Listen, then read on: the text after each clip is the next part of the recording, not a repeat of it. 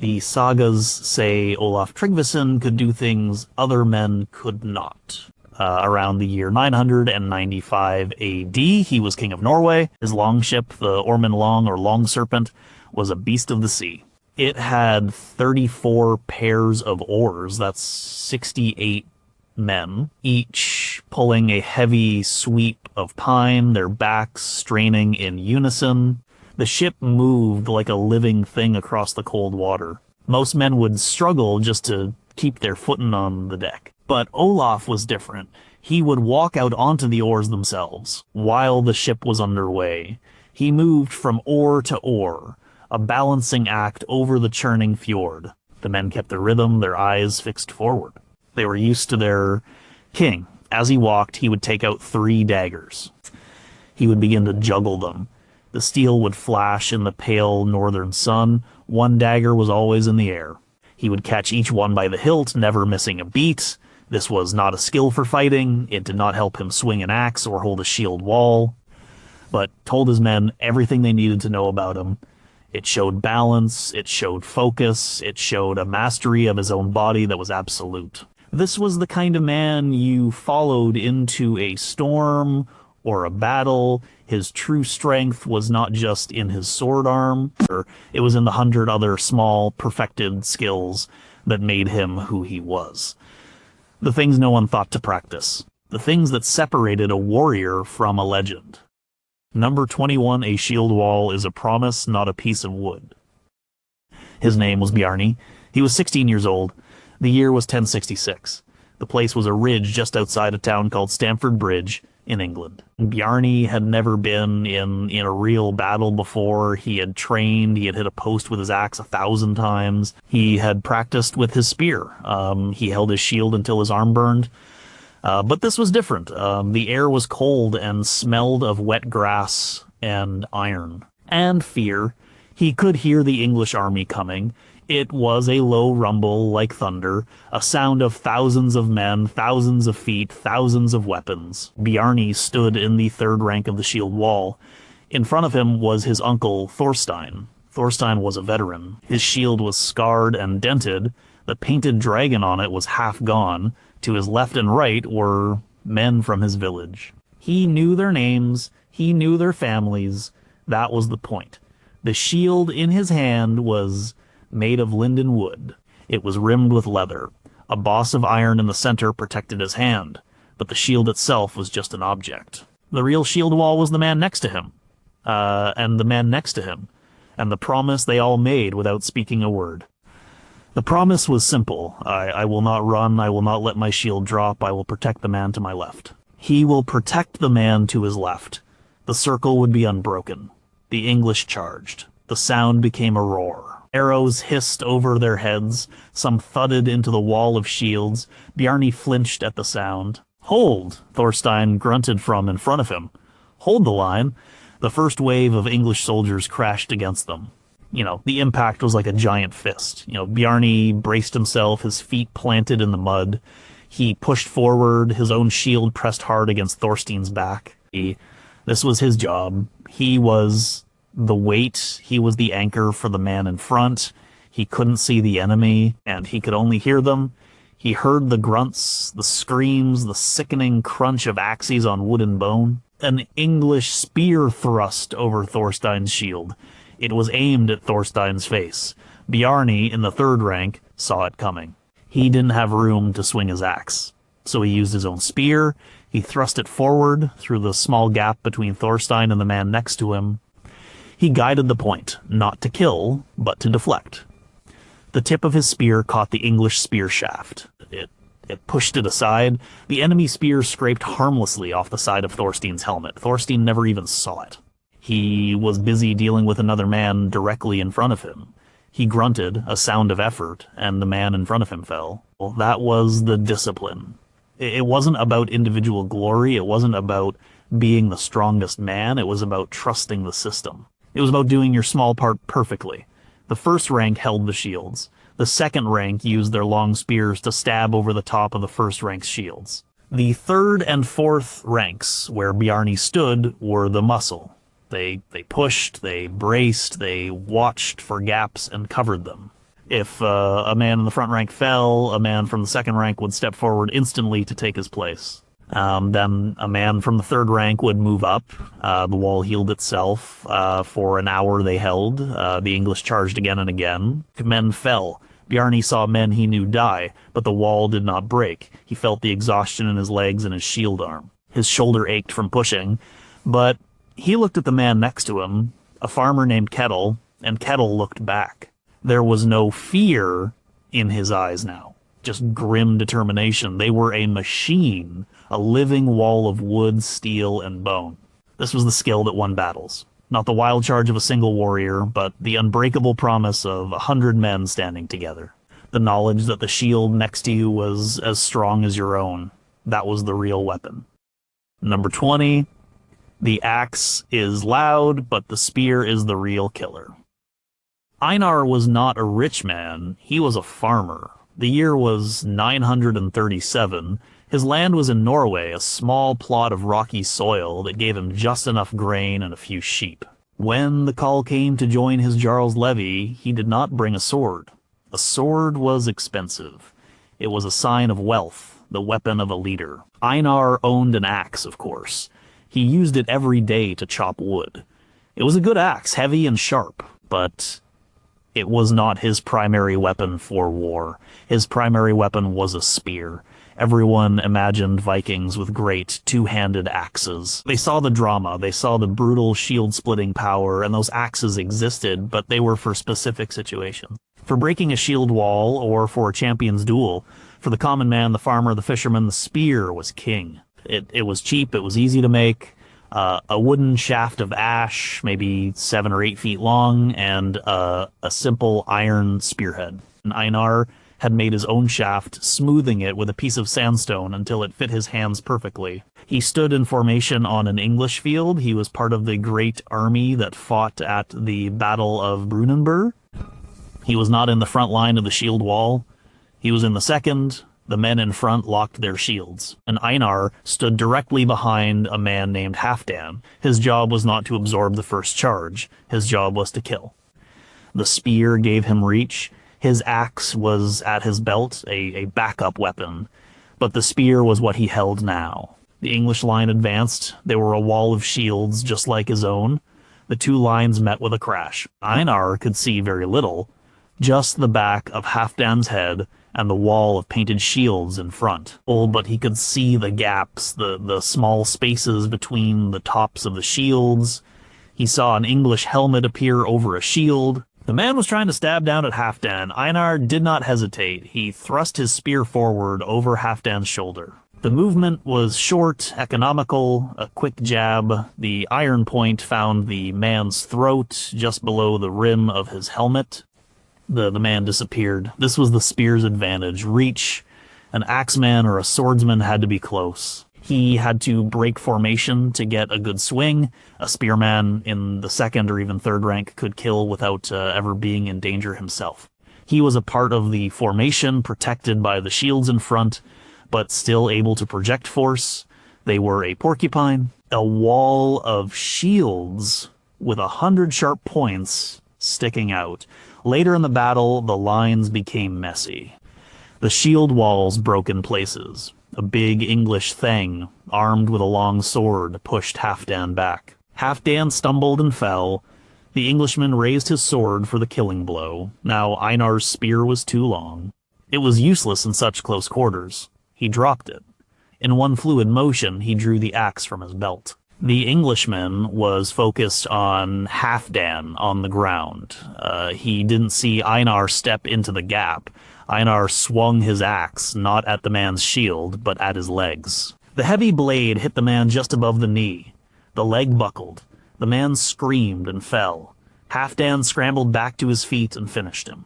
Einar picked up his spear. He had used his axe for a few seconds. He had used his spear all day. The spear was the workhorse. It was the weapon that held the line. It was the weapon that allowed a farmer to stand against a trained soldier. It was not as glorious as a sword or as fearsome as a Dane axe, but on the fields of Brunanburh, it was the spear that did most of the work. It was the quiet, underestimated tool of victory. Number 19 arguments are settled with your hands, not your mouth. The dispute was about a piece of driftwood. It sounds foolish, but in Iceland in the year 1010, driftwood was valuable. There were few trees large enough for building. Wood that washed ashore from distant lands was a resource worth fighting for. Gunnar claimed the log washed up on his stretch of beach. Ketil said the tide had carried it from his land, and so it was his. The argument grew heated, insults were exchanged, it could have ended with axes, but this was a community. They had laws, they had a way of doing things, the matter was brought to the local assembly, the thing. The chieftain, a wise old man named Audun, listened to both sides. There were no witnesses. It was one man's word against another. Well, a duel with weapons was possible, but it was a last resort. It created blood feuds that could last for generations. And Audun declared a different kind of trial. A trial by Glima. Glima was their form of wrestling. It was not a brawl. It was a sport with strict rules and a deep sense of honor. Gunnar and Ketil were both strong men, farmers used to hard labor. They stripped to their woolen trousers, they faced each other on a flat piece of ground, there was no ring. The crowd of their neighbors formed the boundary. The goal of Glima was not to injure your opponent. It was not to pin him to the ground. The goal was to make him lose his balance, to make both feet and one hand touch the ground, or to throw him so he landed on his back. It was a contest of strength, but also of balance, leverage, and timing. They began by taking their grips. Each man gripped the other's trousers at the thigh and his belt at the waist. This grip, the Bokartok, was fixed. You could not let go. This meant there was no punching, no kicking. All the force had to be transmitted through the body. It was a test of pure wrestling skill. They circled each other, testing their opponent's balance. Gunnar was heavier. He tried to use his weight to pull Ketil off his feet. Ketil was quicker. He shifted his weight, staying light on his feet. He used Gunnar's pulling force against him, trying to spin him around. For several minutes, it was a stalemate. A dance of muscle and wit. The crowd was silent, watching every small movement. Ketil saw an opening. As Gunnar pulled hard, Ketil suddenly stopped resisting. He went with the pull, stepping in close. At the same time, he hooked his right foot behind Gunnar's left ankle. It was a move called the Helkrokur, the heel hook. He then twisted his upper body, using the fixed grip on Gunnar's belt to turn him. Gunnar, already off balance from his own pull, had no defense. He went down. He landed flat on his back with a heavy thud. It was over. Ketil had won. He immediately let go and offered a hand to Gunnar. Gunnar took it. He was helped to his feet. He was not angry. He had been beaten fairly, according to the rules. He slapped Ketil on the back. "The log is yours," he said, loud enough for everyone to hear. The dispute was settled. There was no bad blood. Honor was satisfied. This was the underestimated skill. The ability to solve conflict physically without resorting to lethal violence. Glima was a tool for that. It was training for battle, teaching balance and grappling. That was useful if you lost your weapon. But it was also a social glue. It provided a way for proud, strong-willed men to resolve their differences without tearing their community apart. It was a controlled violence, a game with a purpose. It taught that strength was not just about how hard you could hit, but how well you could control yourself and your opponent. Number 18, the sun is a clock, and the birds are a map. The year was 985 AD. Floki was the navigator on a Nar, a deep-bellied trading ship. They were heading west from Iceland, searching for the new lands that Eric the Red had spoken of. For Greenland, the ship was crewed by 20 men. They had livestock in the hold, a few sheep, a goat. The journey was a gamble. The open ocean was a vast, featureless expanse of gray water and gray sky. There was no compass. Not yet. Floki had to read the world itself. For 3 days, the sun had been hidden. A thick blanket of fog and cloud covered the sky. The wind had shifted. The crew was getting nervous. Were they still heading west, or had the wind pushed them south, into the empty ocean? The captain, a man named Raffin, came to Floki. "Where are we?" he asked. His voice was low. He did not want the crew to hear his uncertainty. Floki did not look at the water, he looked at the birds. For days he had been watching the fulmars. They were seabirds that followed the ship, looking for scraps, but this morning he saw a different kind of bird. It's a puffin, and it was flying with purpose. It was flying southwest. Puffins nested on land. They flew out to sea to feed, but they had to return to their nests. This one was heading home. Floki knew that meant land was in that direction, not close, but there. We hold this course, Floki said, pointing. The wind is with us. We are making good time. He didn't mention the puffin. That was his knowledge. That was his craft. When the sun finally broke through the clouds, Floki used his tools. He had a simple wooden disc with a peg in the middle. A sun shadow board. At what he judged to be noon, when the sun was at its highest, he measured the length of the shadow cast by the peg. He had made marks on the board, one mark for the shadow length at noon in Iceland. He knew that to go west, he had to keep the noon shadow at the same length each day. If the shadow got shorter, they were drifting south. If it got longer, they were drifting north. Today, the shadow was just a little short. They had drifted south. He ordered a slight correction to the course, a little more to the north. At night, he used the stars. He knew the sky as well as he knew his own farm. He found the North Star, the one that did not move. It was their anchor in the darkness. As long as he could see it, he knew which way was north. He also watched the whales. Certain types of whales followed the coastlines during their migrations. Seeing a pod of humpbacks moving in a steady direction was another clue. Another piece of the puzzle. One day, a young sailor named Steinthor came to him. "How do you know?" he asked. "It's all just water." Floki pointed to the color of the sea. "Look," he said. "Yesterday, the water was a deep blue, the color of the deep ocean. Today, it is a greener blue. That means the water is shallower. We are approaching a coast." He then pointed to a piece of seaweed floating by, and that kind of weed only grows on rocks close to land. And he was not using one thing, he was using everything. The sun, the stars, the birds, the whales, the color of the water, the type of seaweed, the direction of the swell. Each was a small piece of information. Alone, they meant little, but together they formed a map in his head. This was the true skill of the Viking navigator. It was not a magical stone or a secret device. It was a deep, intimate knowledge of the natural world. It was the ability to listen to what the ocean was telling him. 2 days later, they saw the mountains of Greenland rising like jagged teeth from the sea. Floki had brought them there, not with a compass, but with his eyes and his mind. Number 17, fear is a weapon you can give to your enemy. The raid was going badly. It was a small monastery on the coast of Francia around 885 AD. It was supposed to be an easy target. But someone had warned them. When Ivar and his 30 men beached their longship, they were met by a line of Frankish soldiers. Not monks with sticks, but men in mail with spears and shields.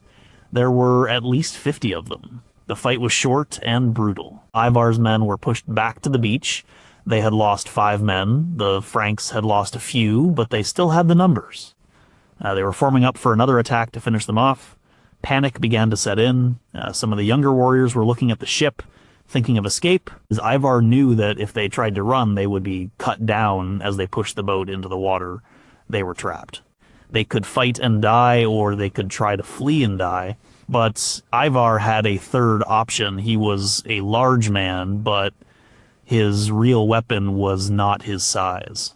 It was his understanding of fear. He looked at his men. Their eyes were wide. Then he looked at the Franks. They were confident. They were forming their line, shouting taunts. They felt they had already won. Ivar turned to his most trusted friend, a quiet man named Styrbjorn. Styrbjorn was a berserker, but not in the way the story is often told. He was not a mindless animal. His rage was a tool, something he could summon and control. Ivar gave him a nod. Styrbjorn understood. He began to groan, a low animal sound from deep in his chest. He started to shake. He bit down on the edge of his shield, the wood splintering under the force of his jaw. His eyes rolled back in his head. The other Vikings knew what was happening. They cleared a space around him. The Franks, seeing this strange display, paused. Their taunts died down. They watched, confused. Styrbjorn let out a roar. It was not a human sound, it was the roar of a bear. He threw his shield to the ground. He tore off his leather tunic, exposing his chest to the cold air. He was a canvas of old scars.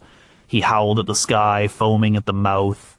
He picked up his great axe and began to swing it around his head, the blade whistling. He was not looking at the Franks. He seemed to be in his own world of madness. This was the performance. This was psychological warfare. The Franks had never seen anything like it. They were disciplined soldiers. They were trained to fight men. They were not trained to fight a demon. Whispers went through their ranks. They crossed themselves. Their line, once so straight and confident, began to look shaky. The man in front of Styrbjorn took a step back. Then another. Ivar saw his moment. He raised his own axe. Now he bellowed, but he did not charge the main Frankish line. He and his men charged with Styrbjorn, a focused, brutal assault on the right flank of the enemy line, right where the men were most afraid. Styrbjorn was the tip of the spear. He hit their line not like a man, but like a force of nature. He didn't block with a shield. He didn't parry. He just swung his axe, forcing the Franks to either back away or be cut in two. The fear Styrbjorn had created now had a focus. The Vikings, who were on the verge of retreat moments before, now fought with a renewed ferocity. They followed the madman. The Frankish flank, weakened by fear, broke. Men turned and ran. Once a shield wall breaks, it is no longer a wall.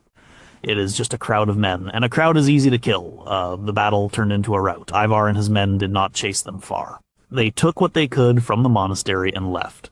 On the ship, sailing away, Styrbjorn was quiet again. He was cleaning his axe. He was, not a monster. He was a warrior using a specific, terrifying tactic. He had not lost his mind.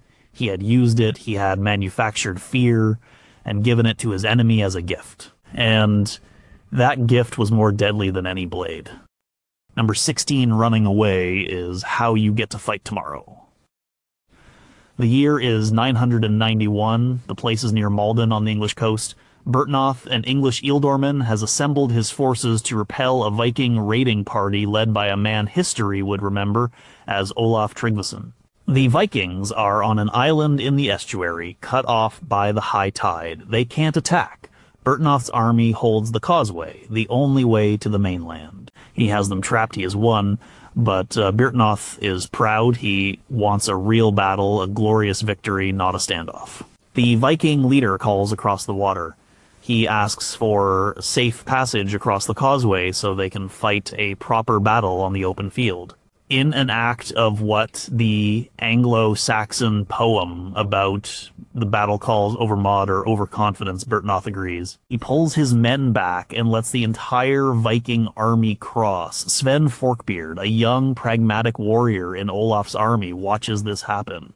He thinks the English lord is an idiot. Sven is not interested in glory.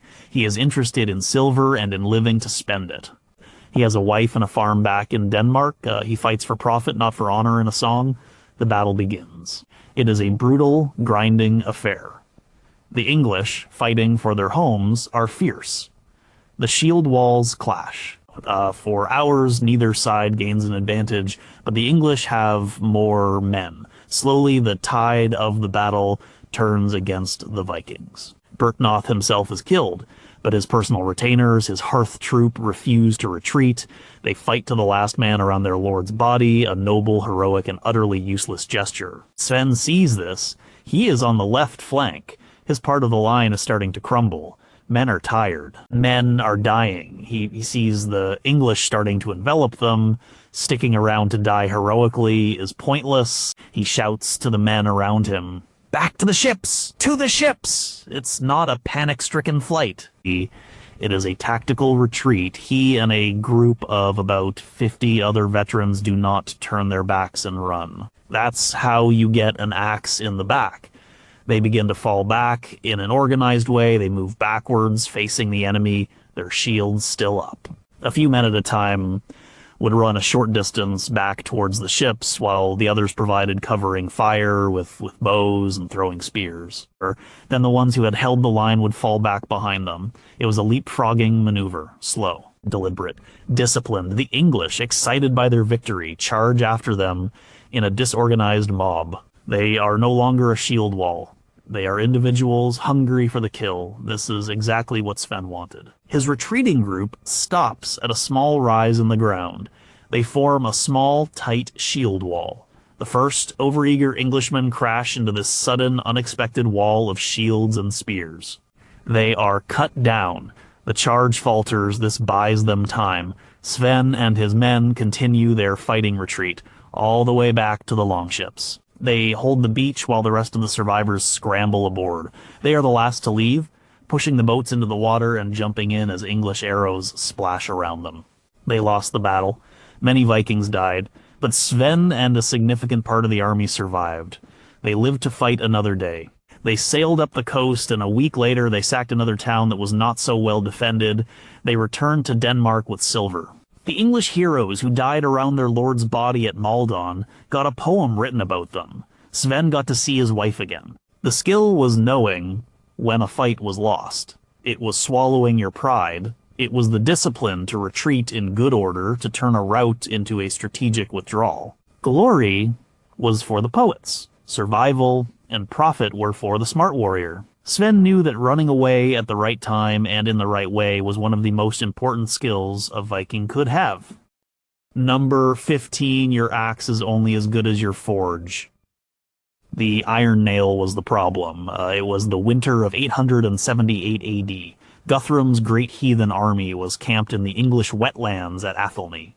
It was a miserable place, cold, damp, and short on supplies. The army was not just warriors, it was a moving community. There were women, children, and craftsmen. Leof, a smith, was one of them.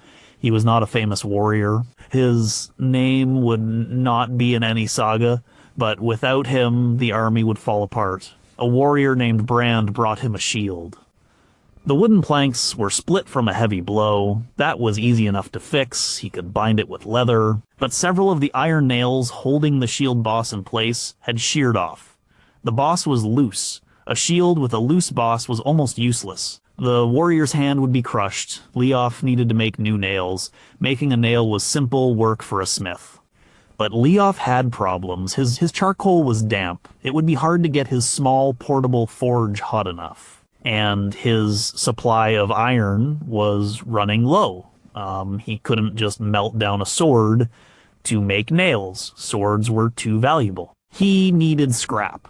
He sent his young apprentice, a boy named Carl, to scavenge. Carl came back with a broken cauldron and a bent Frankish spearhead they had taken in a raid. It wasn't much, but it would have to do. Leof set to work. He used a small set of bellows operated by hand to force air into the charcoal. Slowly, patiently, he got the fire hot. The damp wood hissed and smoked. The smell of burning charcoal filled the small tent. He put the broken spearhead into the heart of the fire. He watched the color of the metal. He didn't have a thermometer. He judged the heat by sight. When the iron glowed a bright yellow-orange, he knew it was ready. Using a pair of tongs, he pulled it from the fire. He placed it on his small, portable anvil, a simple block of iron set into a tree stump. Then came the rhythm. The hammer blows were fast and precise. Clang, clang, clang. He was not just hitting the metal, he was shaping. He drew it out, making it longer and thinner. This was the skilled part. He had to work quickly before the iron cooled. If it cooled too much, it would become brittle and crack. A few seconds of hammering, then back into the forge to heat it again. The process was repeated over and over. He used a chisel to cut a small piece off the flattened spearhead. This small piece would become a nail. He heated it again. He hammered it into a square shank, tapering to a point. Then, using a swage block, a tool with different shaped holes, he forged the head of the nail. The whole process for one nail took several minutes of intense, focused work. He made 5 of them. 5 small, unremarkable pieces of iron. He gave them to Brand. Brand used them to fix his shield. A week later, in a skirmish with Alfred the Great's men, that shield saved Brand's life. It deflected a sword blow that would have split his head open. Brand, the warrior, got the credit. But it was Leof the smith who had truly saved him. This was the forgotten foundation of the Viking Age. The ability to make and repair tools and weapons in the field.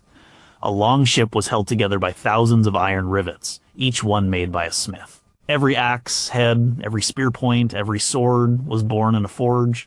A warrior could be the strongest and bravest in the world, but if his axe handle split, or his shield fell apart and there was no one to fix it, he was dead. The smith, with his dirty hands and his simple tools, was as vital to the army as the fiercest champion. He was the quiet engine that kept the war machine running. Number 14, a carved stick can be a contract or a curse. The stone stood by the side of the road. It was not a gravestone, not in the way we think of them. It was a message. The year was around 1050 AD. The place was upland in Sweden. A woman named Inga had commissioned the stone. Her husband Ragnfast had died. The stone was his memorial, but it was also a legal document. Asbjorn, the rune carver, chipped away at the hard granite. He was not just a stonemason, he was a master of the runes. He knew their shapes, their sounds, and their power. Each rune was a letter. The Futhark was their alphabet. But it was more than that. To carve a rune was to give an idea a permanent form. It was a serious business. The inscription he was carving was specific. Inga had this stone raised in memory of Ragfast, her husband. He was the brother of Girid and Estrid. He died in Gardariki, Russia, the captain of his host. This was not just a loving tribute, it was a public declaration. It established Inga as Ragfast's widow. It established her right to inherit his property. By naming his sisters, it also clarified the family lineage for any future inheritance disputes. The stone, placed where everyone in the community could see it, was an undeniable legal record. There were no courthouses, no filing cabinets full of paper deeds. A runestone was a permanent public contract. But Asbjorn's work was not limited to large stones. Most of his work was on wood. A merchant from Birka hired him to carve a message on a small piece of bone. The merchant was sending a shipment of furs to Hedeby. The message was simple. Thor sends greetings to Leif. I have sent the 40 pelts. Pay my man 5 silver marks. The bone tag was a letter, an invoice, and a contract all in one. If Leif refused to pay, the rune-carved bone was proof of the deal. Runes could also be personal. A young man asked Asbjorn to carve a small wooden amulet for him. He was in love with a girl named Astrid. The runes he asked for were a mix of a simple message and something more. Finn loves Astrid, but he also asked for the Tiwaz rune to be carved 3 times. The rune for the god Tyr, a rune for victory. He hoped it would give him victory in his courtship, and runes could be dark. A farmer who believed his neighbor had cursed his cattle came to Asbjorn at night. He wanted a curse stave. A nidstang, a horse's head, would be placed on a pole. Asbjorn would carve runes on the pole, calling on dark spirits to bring ruin to the neighbor. This was a powerful and dangerous act. It was illegal. If discovered, the farmer could be outlawed. Asbjorn refused. His skill was in communication and law, not in black magic. But he knew carvers who would do it. The skill was literacy. In a world with no paper, the ability to read and write on wood, bone, and stone was critical. It was used for commerce, law, personal messages, and memorials. We often think of runes as magical symbols. For the people who used them every day, they were a practical tool. A rune carver, like Asbjorn, was a combination of a lawyer, a notary, a scribe, and a postman. He was a keeper of records and a sender of messages. His simple, angular letters were the threads that, held their society together, recording their deals, their loves, and their losses for all time. Number 13, the hardest battle is the one fought inside your own head. The journey was supposed to take 20 days. They were on day 42. They were trying to cross the North Atlantic to the new settlement in Iceland around the year 900 AD. The ship was a small nar, packed with 3 families, their livestock, and everything they owned. For the last 2 weeks, there had been no wind. The sail hung limp and useless. They were adrift. Helga sat on the deck, mending a tear in a woolen sail. Her hands were raw from the salt water and the rough work, but her hands were the least of her worries. The real problem was the water barrels. They were almost empty, the food was running low, the 2 cows they had brought with them had gone dry. The baby of the other family cried constantly, a thin, weak sound. Despair was a sickness. It was spreading through the ship. Her husband, Eric, spent his days staring at the empty horizon, his face a grim mask. The other man, Bjorn, had started talking about turning back, even though they had no idea which way back was. His wife, Sigrid, wept openly. Helga kept working. She mended the sail. She rationed the food, giving each person a small piece of dried fish and a sip of water. She told stories to the children, old tales of gods and giants, her voice steady and calm. She knew that if she showed fear, it would be like a spark in a dry forest. The real battle was not against the ocean, it was against the emptiness, the endless days of the same gray water, the same gray sky, the crushing monotony, the feeling of being a tiny, forgotten speck in a hostile world. It was a battle for the mind. One evening, Bjorn stood up. "We're going to die," he said, his voice cracking. "The gods have abandoned us." Sigrid began to wail. Eric looked at Bjorn with a dangerous light in his eyes. The fragile piece of the ship was about to break. Helga put down her sewing. She walked over to Bjorn. She did not shout at him. She did not tell him to be a man. She looked him in the eye. "My grandmother," she said, her voice clear and carrying in the still air, "was on a ship that was trapped in the ice for a whole winter. They ran out of food. They ate their leather shoes. But they did not die. They waited for the spring, and the spring came." She turned to the others. "The wind will come. We have water for 3 more days if we are careful. We have the fish we caught last week. We are not dead yet, and we will not die today." It was not a grand speech, but it was enough. It broke the spell of despair. It reminded them that others had faced worse and survived. It gave them a thread of hope to hold on to. It was a display of mental fortitude. Endurance was not just about surviving physical hardship. It was about surviving the psychological pressure. It was the ability to keep functioning, to keep doing the small necessary tasks when everything inside you wanted to give up. Helga was not the captain. She was not the strongest person on the boat, but in that moment, she was the leader. Her refusal to break, her simple, stubborn belief in survival was more powerful than any man's axe. 2 days later, a breeze picked up. It was a small thing, just enough to make the sail flap, but it was something. They started to move. A week after that, they saw the coast of Iceland. They had made it. They survived because of the ship and the skill of the sailors, but they also survived because one woman in the darkest moment won the battle that was being fought inside their heads. Number 12, the sea is not a barrier, it is a road you can't walk on. And Finn was 10 years old when his father first threw him into the fjord. The water was shockingly cold. It stole his breath. He panicked, flailing his arms and legs, swallowing a mouthful of salty water. His father, a fisherman named Harold, just watched from the shore. "Stop fighting it," he yelled. "Let it hold you." Finn learned. He learned to control his breathing. He learned to kick his legs and cup his hands to pull himself through the water. By the time he was 12, he was as comfortable in the water as he was on land. This was not for sport. It was a fundamental skill for his people. They lived their lives on the water. They were born on islands and in fjords. Their highways were the sea lanes.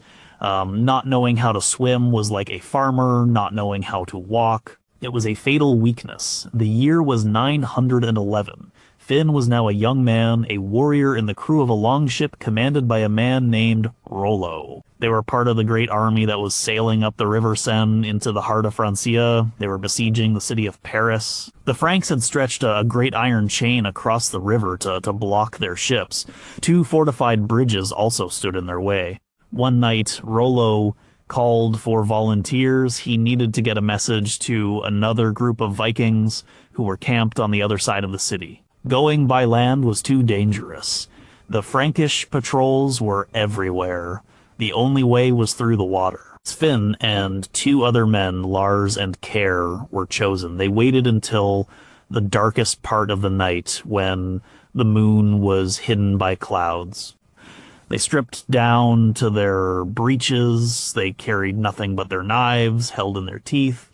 They slipped silently into the cold, dark water of the Seine. The current was strong. It pulled at them, trying to drag them downstream, but they were all strong swimmers. They swam close to the bank in the shadows of the city walls. The water was filthy, smelling of waste from the city. They ignored it. Their movements were quiet, economical, no splashing. They swam with a steady, powerful breaststroke, their heads low in the water. They reached the first bridge. Guards walked on the walkway above, their torches casting flickering light on the water. The swimmers held their breath and submerged, kicking hard to swim under the bridge pylons. The darkness underwater was absolute. Finn's lungs began to burn. He kept kicking, his eyes wide open in the black water, until he saw the faint light on the other side. As he surfaced, gasping for air, Lars and Care came up beside him. They continued on, past the city, until they saw the campfires of their allies. They crawled out of the river, shivering and covered in mud. They delivered their message. The mission was a success. A week later, during an assault on one of the bridges, Finn's ship was damaged. A flaming arrow had set the prow on fire. As men tried to put it out, the ship crashed into a pylon. The impact threw several men overboard. In the chaos, men were drowning. They were warriors, strong and brave on land, but in the water, wearing mail and leather, they were helpless. They panicked, just as Finn had as a boy. Finn, already on the damaged ship, did not hesitate. He dove into the water. As he swam to a young warrior who was struggling and going under, he grabbed the man by his tunic and dragged him to a piece of floating wreckage. He went back again, pulling another man to safety. He couldn't save everyone, but he saved two men who would have otherwise drowned. Swimming was not a glamorous skill. It won no glory in a shield wall, but it was a matter of life and death. It allowed for stealth, for communication, for rescue. For a people whose lives were so intimately tied to the water, the ability to move through it under your own power was as basic and as vital as breathing. Number 11. A good knot is the difference between home and the bottom of the sea. The storm hit without warning. One moment, the sky was a pale, washed-out gray. The next, it was a black fury. The wind howled like a hungry wolf. The longship, a vessel named Sea Stallion, was tossed about on waves the size of hills. The year was around 870 AD, and they were in the middle of the North Sea, halfway between Norway and the Shetland Islands. Ragna was one of the few women on board. She was traveling with her husband and two sons to a new settlement. She was not a warrior, but she had a skill that was now more important than any sword arm. She knew ropes. The massive square sail made of heavy wool was threatening to tear itself to pieces. The force of the wind was too much for it. The captain, a man named Rolf, was shouting orders, his voice barely audible over the roar of the wind and sea. "Reef the sail! Reef it now!" Reefing meant reducing the size of the sail. The crewmen scrambled to lower the yardarm. The sail flapped and cracked with a sound like thunder, powerful enough to break a man's arm. They needed to tie it down, to secure the bundled-up portion of the sail so the wind could not catch it. The ropes were slick with rain and salt water. The men's fingers were numb with cold. A simple knot would not hold. The constant strain and snapping of the sail would work it loose in minutes. Ragna saw a young crewman fumbling with a rope, trying to tie a clumsy granny knot. She pushed him aside. Her hands, though smaller, were quick and sure.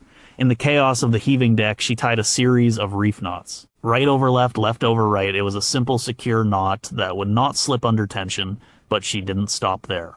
She added a finishing hitch, a round turn, and 2 half hitches to make absolutely sure it would not come undone. Her fingers moved with a certainty that came from a lifetime of practice, mending nets, tying down cargo, securing animals. The life of a Viking on a farm or on a ship was a life of ropes and knots. Later, as the storm raged on, a new crisis arose. One of the mainstays, a thick rope that ran from the top of the mast to the side of the ship to support it, began to fray. The constant strain was too much. If it broke, the mast would snap.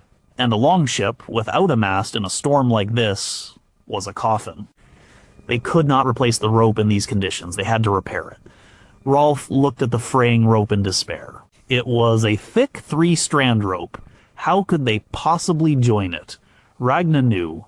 She called for 2 smaller ropes. Working with her husband, she tied a rolling hitch with one of the new ropes to the upper part of the stay, above the frayed section. The rolling hitch was a special knot. It would grip the larger rope without slipping, even when pulled along its length. They tied another to the lower part. They now had 2 anchor points. They used a block and tackle, a simple pulley system to pull these 2 points together, taking the strain off the frayed section of the main stay. With the tension gone, Ragna could work on the damaged part. She couldn't tie a knot in the thick rope itself. It would create a weak point. Instead, she performed a short splice. She unraveled the ends of the frayed rope, then carefully wove the strands from each end back into the other.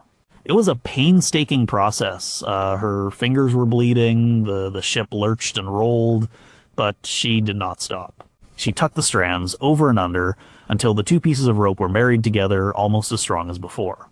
The storm eventually passed. The ship had survived. The mast held. Hrolf came to Ragna. He did not say much. And he just looked at her hands, then at the repaired stay. He gave a single, respectful nod. No one would sing songs about Ragna's knots. But everyone on that ship owed their lives to them. The skill was not just knowing a few knots. It was knowing the right knot for the right job and being able to tie it perfectly under the worst possible conditions. It was a quiet, humble skill that held their world together. Number 10, sheep do not get seasick. The land was green, greener than anything Astrid had ever seen in Iceland. The year was 1001 AD. She was part of Leif Eriksson's expedition to Vinland, the New World. They had spent the winter there in a small settlement they had built. Now with spring coming, it was time to prepare for the return journey. Leif was loading the longship with timber and grapes, but Astrid was in charge of a different, more vital cargo. The livestock. They had brought a few sheep and a pregnant cow with them on the voyage out. It had been a risk. The animals took up precious space on the crowded ship. They needed food and fresh water, but they were essential. The sheep provided wool for mending clothes and sails. Their milk could be made into cheese, and if food ran out, they were a walking larder. The cow was even more valuable. A source of fresh milk was a luxury that could mean the difference between health and sickness on a long voyage. Managing animals on a ship in the middle of the North Atlantic was a skill in itself. Astrid had learned it from her father. The sheep were the easiest. They were surprisingly good sailors. They found their footing on the moving deck and rarely got sick. They were kept in a small pen in the middle of the ship, where the rocking was least severe. Astrid had to make sure their pen was kept clean. On a crowded ship, animal waste could spread disease quickly. She would scoop it up and throw it overboard every day. The cow was more difficult. She was larger and more prone to panic. Before the voyage, they had built a special sling for her. When the seas got rough, they would hoist her up so her feet were just off the deck. Suspended in the sling, she couldn't fall and break a leg. She would sway with the motion of the ship. It looked strange, but it kept her safe. Feeding them was a constant challenge. They had brought bags of dried hay, but on the long voyage it began to run low. Astrid had to be creative. She would gather seaweed when they were close to shore. She learned that the animals would eat certain kinds of it if they were hungry enough. Some water was even more precious. The animals got a strict ration, just like the humans. When the cow gave milk, it was a blessing for the whole crew, especially the sick or injured. Now, in Vinland, the cow had given birth to a healthy calf. This was a triumph. It was a new source of wealth. But it was also a complication. How could they transport a small, wobbly calf back across the ocean? Astrid designed a small, padded crate for it. It would be kept next to its mother. As they prepared to leave, a warrior named Torfi grumbled about the space the animals took up. "We could fit more timber if we left them," he said. Leif Erikson overheard him. He walked over to Astrid, who was calmly milking the cow. He took a cup of the warm, fresh milk she offered him. He looked at Torfi. The timber will build us a house," he said. "This cow will keep us alive to live in it. The skill was animal husbandry under the worst possible conditions. It required knowledge of what animals could eat, how to keep them calm, how to treat their sicknesses, and how to manage them in a space that was constantly moving. It was not a warrior's skill, it was a farmer's skill, but on the long, uncertain voyages of exploration and settlement, the farmer's wisdom was just as important as the warrior's strength. The Vikings were not just raiders, they were explorers and settlers, and you cannot settle a new land without bringing your farm with you. Astrid, the keeper of the animals, was ensuring the future one bucket of milk at a time. Number 9, winter is a war fought with an axe and a saw. The first snowflakes fell in October. They were light and scattered, but for Halfdan the Grim, they were a warning. Well, he was the leader of a band of about 200 Vikings wintering over in England. The year was 872, and they were camped near the town of Torksey. The local Anglo-Saxons had made a peace deal with them, giving them supplies and a place to stay. But Halfdan trusted peace deals only as far as he could throw a horse. He knew that a long, hard winter could be a more dangerous enemy than any army. Survival depended on what they did right now. His first order was not to build fortifications, it was to build shelters, not the temporary leather tents they used on campaign. They needed longhouses, proper buildings that could withstand months of snow and freezing wind. This was the first test of their skill. A Viking warrior was also a carpenter. He sent out parties of men into the woods. They were not looking for a fight. They were looking for trees, oak for the main posts, ash and pine for the walls and roof. The sound of axes echoed through the forest. Not the short, heavy axes they used in battle, but long-handled felling axes. They worked in teams. 2 men would chop a V-shaped notch on one side of a tree, then move to the other side to make the felling cut. They knew how to make the tree fall exactly where they wanted it, to avoid damaging other trees, and to make it easier to haul away. They did not have sawmills. They had to split the massive logs into planks by hand. This was a craft. They would drive wooden wedges into the end of the log, following the grain of the wood. Slow, careful work. A mistake could ruin a whole log. The planks they made were rough, but they were strong. They built 3 longhouses. The frames were made of massive oak posts sunk deep into the ground. The walls were wattle and daub, a lattice of woven branches packed with a mixture of clay, straw, and animal dung. It was an excellent insulator. The roofs were thatched with reeds from the nearby riverbank. A long central fire pit would provide heat and light. A hole in the roof would let the smoke out. It was smoky, smelly, and crowded, but it was warm. The next job was food. The grain they had been given would not be enough. Halfdan sent out hunters. They brought back deer and wild boar. The meat was smoked over the fire to preserve it.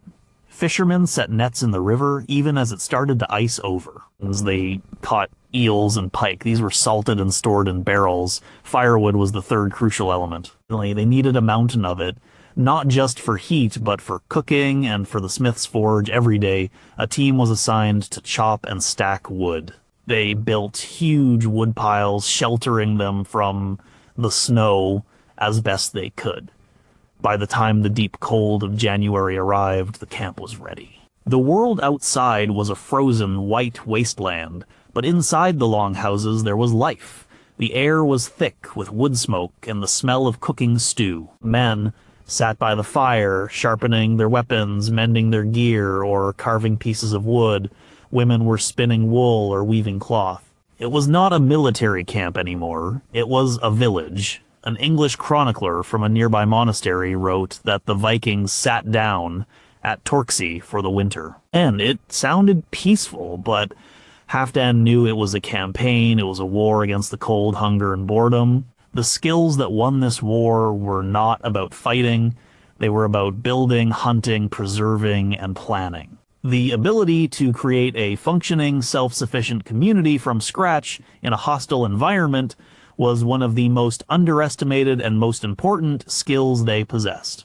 It was what allowed their armies to stay in enemy territory for years, becoming an occupying force rather than just a fleeting raid. Number 8, the world is different when you can walk on water. Uller lived in a valley in Norway where the sun did not shine for 3 months of the winter. The year was around 850 AD. For many people, this would be a time of hibernation, of staying indoors, trapped by the deep snow. For Uller, it was a time of freedom. Because Uller could ski. His skis were not the sleek, plastic things of the modern world. They were long, wide planks of pine, coated on the bottom with animal fat to help them glide. One ski was often longer than the other. The long ski for gliding, the shorter ski, sometimes covered in animal fur, for kicking and gripping the snow. He had a single long pole that he used for balance and for pushing himself along. The bindings were simple leather straps that looped around his boots. Skiing was not a sport for him. It was transportation. The snow that trapped other people was a road for Uller. He could travel faster and farther on his skis than he ever could on foot in the summer. He was a hunter. In the winter, he hunted elk and reindeer. On skis, he could move silently through the snow-covered forest. He could track animals for days, covering dozens of miles without tiring. The animals struggling in the deep snow were at a disadvantage. Uller, gliding over the top of the snowpack, was in his element. One winter, a neighboring farm was raided by a band of desperate men from the north. They stole grain and 2 valuable milk goats. The farm's owner, Magnus, was old. He could not pursue them. But his son came to Uller. They have a day's head start, the son said. We will never catch them on foot. And Ull looked at the tracks in the snow. The raiders were wearing clumsy snowshoes. They were slow. Ull smiled. He grabbed his skis, his spear, and a small pack with some dried meat. I will catch them by sunset, he said. He set off. The motion was a smooth, rhythmic glide, kick, glide, kick, glide. He moved through the silent white world with an easy grace. He crossed frozen lakes and followed the tracks up into the hills. The raiders were leaving a clear trail, a deep trench in the snow where they had struggled. Uller's trail was 2 thin, clean lines. By late afternoon, he saw them. They were exhausted, struggling up a steep, wooded slope. There were 4 of them.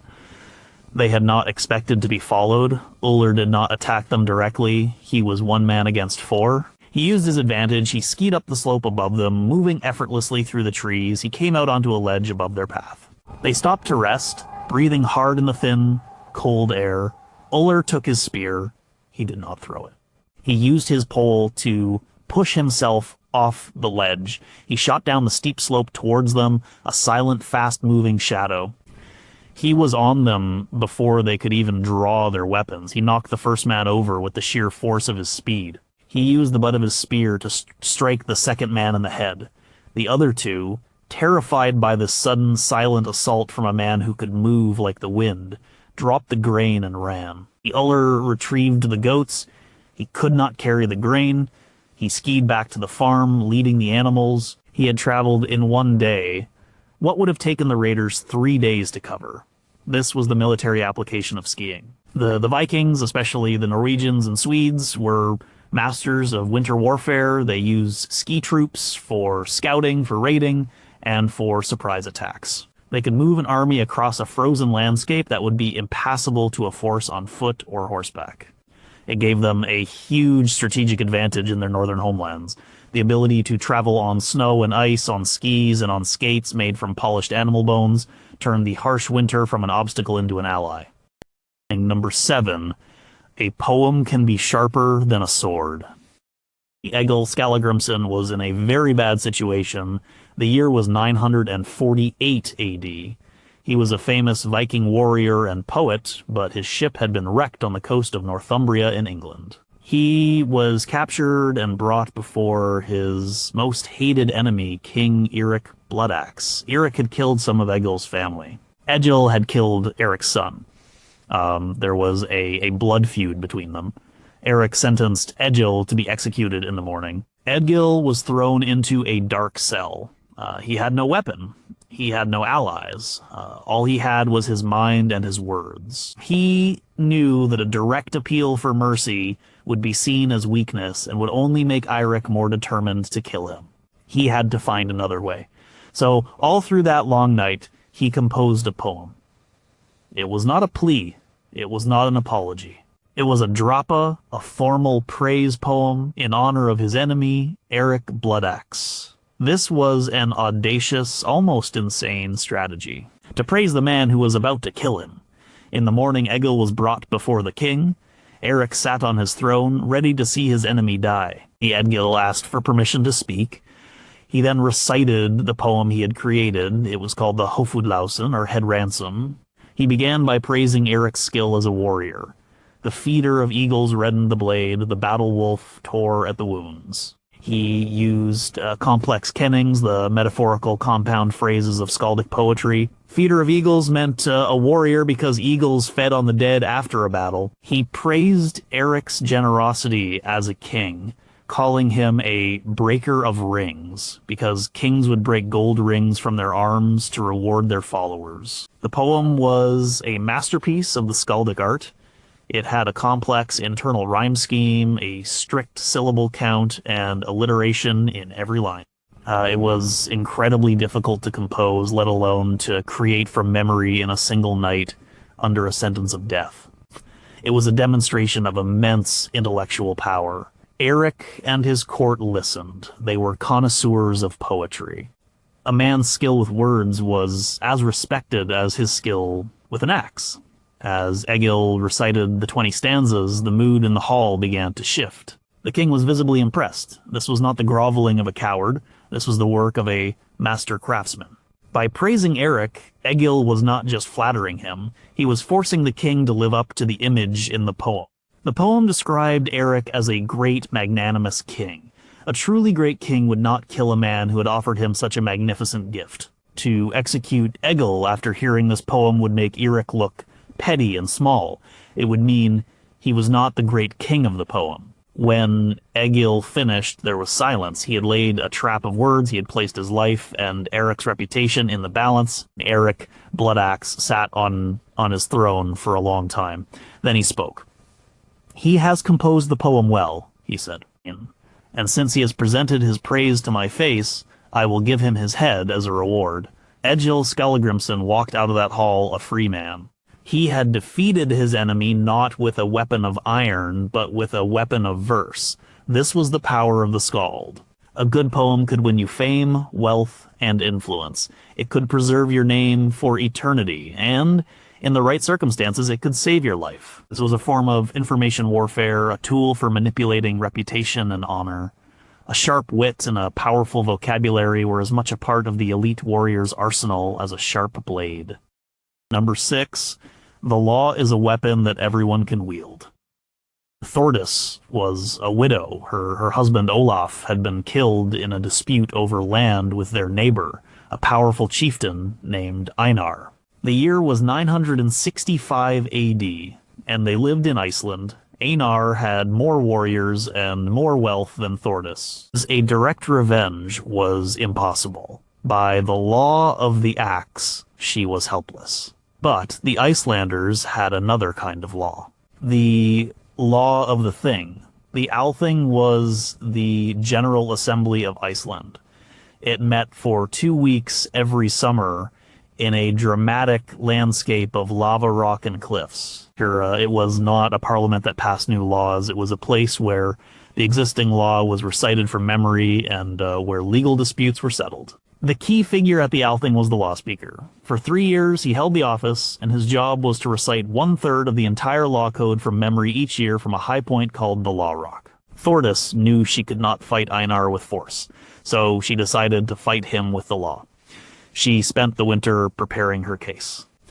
This was not simple. The law known as the Gragas or Grey Goose laws was incredibly complex. There were precise procedures for everything. You had to summon the defendant in a specific way with a specific number of witnesses. You had to present your case in a certain formulaic language. A single mistake could get your case thrown out. She traveled to the Althing with her brother and 2 cousins. She couldn't speak in the court herself. She was a woman. But she could prepare the case and have a male relative present it. She accused Einar of the unlawful killing of her husband. Einar was arrogant. He laughed at the accusation. He brought his own large group of armed followers to the Althing to intimidate Thordis and the court. He thought his power would be enough to win. He made a mistake. He did not take the legal proceedings seriously. His representative made a small procedural error when presenting his defense. Thordis's brother, who had been coached by her for months, pointed out the error. The judges, who were neutral chieftains, had no choice but to agree. Einar's defense was declared invalid. By the letter of the law, he was now guilty. The court declared Einar an outlaw. This was a devastating verdict. An outlaw, a skogar mater or forest man, had no legal rights. Anyone could kill him without punishment. His property was forfeit. He was to be driven from the community. Einar was furious. He tried to use his armed men to fight the verdict. But now the law was against him.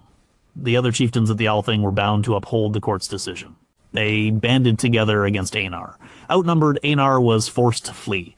His land and property were given to Thordis and her son as compensation for Olaf's death. Thordis, a woman with no private army, had defeated one of the most powerful men in her district.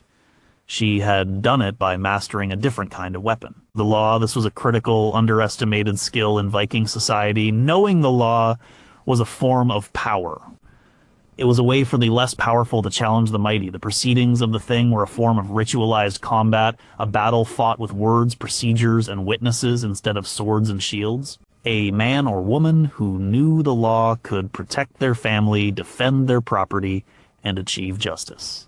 It was a complex intellectual skill that was just as important to their society as the ability to sail a ship or win a battle. The Law Rock was as much a center of their world as any battlefield. Number 5, a good deal is better than a good raid. Ottar was a merchant. He did not look like a warrior. He was a man of middle years, his hands softened by handling cloth and silver coins, not the hilt of an axe. The year was approximately 890 AD. He was a Norwegian from the far north, a place called Hålogaland. He commanded a trading ship, a nar, not a longship. His vessel was wide and deep, designed to carry cargo, not warriors. But Ottar was as much a pioneer of the Viking Age as any raider. He had just arrived at the court of King Alfred the Great in England. He was not there to fight. He was there to trade and to share knowledge. King Alfred's scholars recorded Ottar's story, which is how we know about him today. And Ottar described his journeys. He did not talk of battles. He talked of trade routes. He sailed north, around the top of Norway and into the White Sea, to trade with the people there, the Sami and the Bjarmian peoples of what is now Russia. He was not conquering them. He was doing business with them. He described his cargo. He brought back valuable goods that were rare in the south. Walrus ivory. The tusks were called whale bone and were highly prized for carving into luxury goods like game pieces and crucifixes. He brought ropes made of walrus and seal hide, which he said were the strongest in the world. He brought the soft, warm down of the eider duck, and he brought furs, beaver, sable, marten, and bear. These were the currency of the north. In return, he traded goods that were common in England and Francia, but rare in his homeland. Swords made of good Frankish steel, glass beads, pottery, wheat and honey, wine. He was a vital link in a vast trade network that stretched from the Arctic Circle to the Mediterranean. And his skills were not those of a warrior. He was a navigator, able to sail the treacherous, icy waters of the Arctic coast. He was a linguist, able to speak enough of several languages to bargain and trade. He was a diplomat, able to establish peaceful relations with the tribes he traded with. He had to be able to judge the quality of a fur pelt with a single touch. He had to know the going rate for a walrus tusk in 3 different markets. He had to be able to calculate profit and loss, and he had to be a risk taker. A trading voyage was as dangerous as a raid. He faced storms, pirates, and the simple, vast emptiness of the northern seas, but the potential rewards were enormous. A successful trading voyage could make a man rich for life, far more reliably than raiding. A raid might yield silver, but it might also yield a quick death. Trade was a slower, more patient path to wealth, but often a more certain one. Men like Ottar were the other side of the Viking coin. While some sought wealth with the axe, others sought it with the merchant's scale. The great trading towns of the Viking Age, like Birka in Sweden, Hedeby in Denmark, and Kaupang in Norway, were thriving cosmopolitan centers. They were built on the skills of men like Ottar, the ability to negotiate, to build trust, to understand markets, and to transport goods safely over vast distances. This commercial skill was the engine that drove much of the Viking expansion. The wealth generated by trade paid for the longships, the weapons, and the armies. The raid gets the glory, but the quiet, patient work of the trader built the foundations of their world. Number 4, a ship is a weapon, a home, and a coffin. You must know how to fix all three. The sound was a sickening crunch of wood. The longship, navigating a narrow channel in the Scottish Isles, had struck a hidden rock. It was the year 867 AD.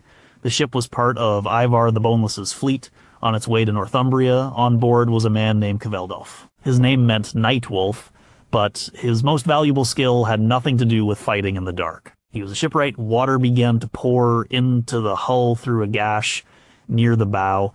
Panic was the first enemy. Men started shouting. The captain restored order. "Beach her," he yelled. They rowed with all their might towards a small, stony beach on a nearby island. The ship was heavy with water, sluggish and hard to control. They managed to run her aground just as she was starting to founder. They were stranded, their ship, their only way home, and their primary weapon of war was broken. The nearest friendly port was hundreds of miles away. This is where Kveldolf's work began. While the warriors set up a perimeter guard, he assessed the damage. The gash was about 6 feet long, 3 of the oaken hull planks. The strakes were splintered beyond repair. One of the internal ribs was cracked. It was a serious injury, but not a fatal one if you knew what you were doing. They had no shipyard, no dry dock. They had only the tools they carried with them: axes, adzes, augers, knives, and hammers. And they had the forest on the island. Kveldolf took a team of men with him. He was looking for the right trees. He needed a tall, straight pine for the new planks, and he needed an oak with a naturally curved branch that matched the shape of the broken rib. This was a key skill, seeing the final piece of the ship inside the living tree. They felled the trees. They split the pine log into planks using wedges, just as they would for building a house. Kveldolf supervised, ensuring the planks were the right thickness. He shaped the curved oak branch with his adze, a tool like an axe, with the blade turned sideways. His cuts were precise, shaving off thin curls of wood until the new rib was a perfect match for the old one. The hardest part was fitting the new planks. The hull of a longship was clinker-built. That meant the planks overlapped, like shingles on a roof. This made them flexible and strong, but it also made repairs difficult. They had to carefully remove the old, broken planks without damaging the ones around them. They used their augers to drill out the iron rivets that held the planks together. Kveldolf shaped the new planks to fit the curve of the hull. This took hours of careful work with the adze. He then drilled new holes for the rivets. He had a small supply of new iron rivets, but not enough. The ship's smith set up a small forge on the beach and began to make more. To make the ship watertight, they needed caulking. They packed the seams between the new planks with a mixture of sheep's wool soaked in pine tar. They had brought the tar with them in a barrel. It was an essential part of their repair kit. After 3 days of relentless work, the patch was complete. The ship was not as beautiful as before. The new planks were a lighter color than the old sea-stained wood, but she was strong, she was watertight. And they pushed her back into the water, she floated, the crew let out a cheer. Kveldolf just nodded, running his hand over his work. The ability to perform major structural repairs on a ship, far from home, using only basic tools, and what the land provided, was a non-negotiable skill for a seafaring people. Every Viking crew had to have men with this knowledge, like a ship was their most important piece of technology. And the ability to maintain and repair that technology in the field was the difference between a successful expedition and a crew of skeletons on a lonely beach. Number 3, your memory is a library and your voice is its key. It was the year 1000 AD at the Althing in Iceland. The assembly was on the brink of civil war. Some of the chieftains had converted to the new Christian faith. Others held fast to the old gods, Thor and Odin. Both sides had come armed. An argument over religion was about to become a battle. In the middle of this tension stood the law speaker, a man named Thorgeir Ljósvetningagadi. He was a pagan priest, a Godi. But his role as law speaker required him to be impartial. He was asked to decide which law the people of Iceland should follow. It was an impossible choice. Whichever way he decided, the other side would likely revolt. Thorgeir did not make a quick decision. He went to his tent, he lay down and pulled a cloak over his head. For a full day and a night, he did not speak or eat. He lay in silence under the cloak. He was not sleeping, he was thinking. He was accessing the library in his head. He was thinking about the law. He had memorized the entire legal code of Iceland. He knew the precedents. He knew the formulas for resolving disputes. He was also thinking about history. He had memorized hundreds of sagas and poems, stories of how other conflicts had been resolved or how they had escalated into disastrous blood feuds. He was weighing the consequences, playing out all the possible futures in his mind. This was the skill of memory. In a society with very limited writing, a trained memory was not just a convenience, it was a repository of culture, law, and history. The law speaker did not read the law from a book. The law was him. He embodied it. His memory was the nation's constitution. The next day, Thorgeir emerged from his tent. He went to the law rock. Everyone gathered to hear his decision. He did not begin by declaring for one side or the other. He began by speaking a general truth. He said that a nation divided by two different laws could not stand. He gave historical examples drawn from his vast mental store of how such divisions had destroyed other kingdoms. He then proposed a compromise, a brilliant practical solution. He said that all of Iceland should have one law, and that law should be Christian. All people should be baptized. This satisfied the Christian faction, but then he added a series of exceptions. He said that it would still be permissible in private to expose unwanted infants, which was an old pagan custom. And it would be permissible in private to eat horse meat and to make sacrifices to the old gods, as long as it was done out of sight and there were no witnesses. This satisfied the pagan faction. They could keep their private traditions. They would not be forced to abandon the ways of their ancestors completely. It was a political masterpiece. It averted a civil war. Both sides accepted it. The decision was based not on religious conviction, but on a deep practical understanding of law, history, and human nature. And all of that knowledge was stored and processed in one man's head. The ability to memorize and accurately recite vast amounts of information was a highly valued skill. It was the foundation of their legal system, their entertainment, and their sense of identity. Okay, the sagas, the Eddic poems, the complex genealogies, all were kept alive, not on paper, but in the minds of skilled storytellers and law speakers. A good memory was not just for remembering facts, it was for understanding the world. Number 2, you eat what the land gives you, or you don't eat. The settlement in Greenland was struggling. It was the winter of 1005 AD. The last supply ship from Iceland had been lost in a storm. The grain stores were almost gone. The smoked meat was running low. The hunting had been poor. Starvation was not a distant threat. It was a cold, hard reality creeping into their longhouse. Bjorn was not one of the settlement's leaders. He was a quiet man, a farmer, but he had grown up on the coast of Norway in a place where the land was poor. He had learned from his grandmother a different kind of knowledge, the knowledge of what you could eat when there was nothing else. While the other men were out on futile hunting trips, searching for the few remaining reindeer, Bjorn walked the barren, frozen shoreline. He carried a leather sack and a small iron hook. He was not looking for big game. He was looking for small things. He went to the places where the tide went out the farthest. He turned over rocks. Underneath, he found small clumps of mussels and winkles clinging to the stone. His hands grew numb from the icy water, but he patiently collected them, putting them in his sack. He knew which ones were good to eat and which could make you sick. He also gathered seaweed. Not just any seaweed, he looked for a specific kind of dark purple dulse and the bright green sea lettuce. Most people thought of seaweed as useless slime. Bjorn knew it was food, it was full of salt and nutrients that their bodies desperately needed. He took his meager harvest back to the longhouse.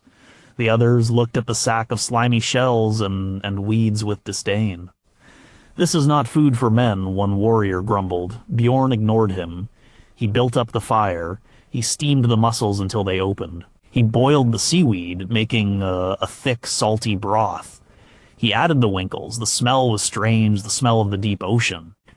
But it was the smell of food. He offered a bowl to the chieftain's wife for her young, sick child. The child drank it. Slowly, cautiously, the others began to eat. It was not a feast, but it was sustenance. It was enough to keep them alive. The next day, Bjorn took his son with him. He taught him what he knew. He showed him how to find scurvy grass, a small, tough plant that grew in the cracks of rocks, even in winter. It was bitter, but it was full of the vital nutrients that prevented the terrible gum disease. He showed him how to dig for the roots of dandelions and how to boil them to remove the bitterness. He showed him which lichens could be scraped from rocks and ground into a kind of flour. This was the deep skill of foraging. It was an intimate knowledge of the ecosystem. It was knowing the land not just as a place to hunt, but as a garden. It required years of observation and learning passed down through generations. A warrior knew how to kill a deer. A forager knew how to survive when there were no deer. Throughout that long winter, Bjorn's foraging provided a small but steady supply of food. It supplemented their dwindling rations. It kept scurvy at bay. When spring finally arrived and the fish returned to the coast, the settlement had survived. They had lost people to sickness and cold, but they had not starved. The great hunters and warriors got the credit for keeping the settlement safe. But it was Bjorn, with his sack of weeds and shells, who had quietly kept them alive. His underestimated skill was the oldest one of all the simple, profound knowledge of how to live off the land itself. Number 1, the weather is not small talk. It is the only thing that matters. The sky in the west had a strange greenish tint. The clouds were moving in a way that felt wrong. They were high and thin, but they were building up in layers like a stack of plates. The wind was coming from the east, but these clouds were moving against it. Solveig stood on the headland looking out at the sea. She was 40 years old, the wife of a fisherman, and she had lived on this stretch of the Norwegian coast her whole life. The year was 920 AD. Her husband Ragnar and his crew were preparing their boat to go out for the morning catch. The sea was calm, the sun was rising. It looked like a perfect day for fishing. Solveig walked down to the beach. "Don't go out," she said to Ragnar. He looked at the sky. "It's a fine day, woman. The fish are running." "The wind is a liar," she said. She pointed to a flock of seagulls. They were not flying out to sea as they usually did in the morning. They were circling high above the land, crying with a sharp, anxious sound. "The birds know," she said. "A storm is coming.